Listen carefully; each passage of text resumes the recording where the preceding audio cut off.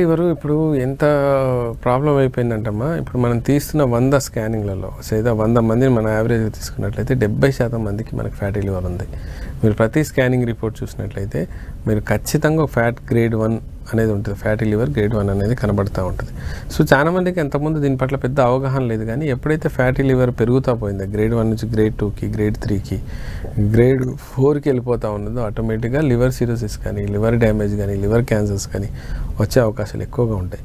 దీంట్లో ఏమవుతుందంటే మామూలుగా ఫ్యాట్ గ్లోబుల్స్ ఏవైతే ఉన్నాయో అది మెల్లిగా లివర్ కణాల్లో వచ్చేసి లివర్ యొక్క సెల్ యొక్క దాన్ని మొత్తాన్ని డిస్టర్బ్ చేసేస్తుంది. అది దాని యొక్క వర్కింగ్ కల్చర్ని టోటల్గా తీసేయటం వల్ల ఆ లివర్ స్టిఫ్నెస్ అనేది పెరిగిపోతుంది, రక్త ప్రసరణలో వచ్చే దాంట్లో ఆటంకం కలిగేస్తుంది. దానివల్ల ఆటోమేటిక్గా మీకు ఫైబ్రోసిస్ ఫామ్ అయ్యే అవకాశాలు ఎక్కువగా ఉన్నాయి. ఆ ఫైబ్రోసిస్ ఫామ్ అయినప్పుడు రెండో స్టెప్లో మన సిరోసిస్కి వెళ్ళిపోతుంది. ఆ తర్వాత కొన్నిసార్లు మరీ ఎక్కువ ఇరిటేషన్ అయినప్పుడు క్యాన్సర్ కింద మారిపోయే అవకాశం ఉంది.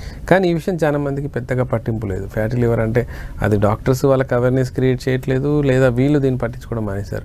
గ్రేడ్ 1, గ్రేడ్ 2 వరకు పెద్ద విషయం కదండి. గ్రేడ్ 3, గ్రేడ్ 4లోకి వెళ్తుందంటే మాత్రం మీరు ఖచ్చితంగా దీని మీద సీరియస్గా డిస్కస్ చేయాలి, లేదా సీరియస్గా దీని గురించి మాట్లాడుకోవాలి.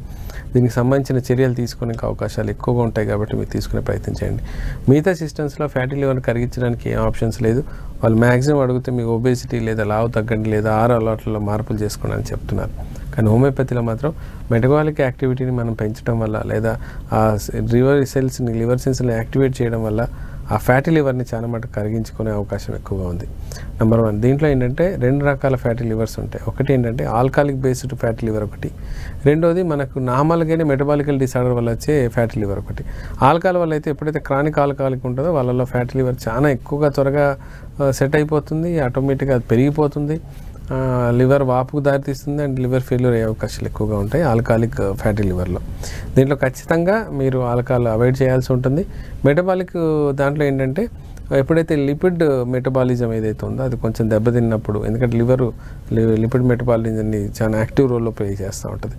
అది ఎప్పుడైతే తేడా కొడుతుంటుందో ఆ లివర్లోనే ఫ్యాట్ అక్యుములేట్ అవ్వటం, ఆ లివర్లోనే డ్యామేజ్ రావటం మొదలవుతూ ఉంటుంది. ఈ రెండింటికి కూడా హోమియోపతిలో బెస్ట్ ట్రీట్మెంట్స్ ఉన్నాయి. కాకపోతే స్ట్రిక్ట్ రూల్స్ అండ్ రెగ్యులేషన్స్ ఏంటంటే డైటరీ రిస్ట్రిక్షన్ ఖచ్చితంగా ఉంటుంది, వాకింగ్ కంపల్సరీ మెయింటైన్ చేయాలి, అండ్ నిద్ర ప్రాపర్ స్లీప్స్ మెయింటైన్ చేయాలి, ప్రాపర్ మెడిసిన్ మెయింటైన్ చేసినట్లయితేనే ఈ ఫ్యాటీ లివర్ని కంప్లీట్గా క్లియర్ చేసుకోవడానికి అవకాశం ఉంటుందండి.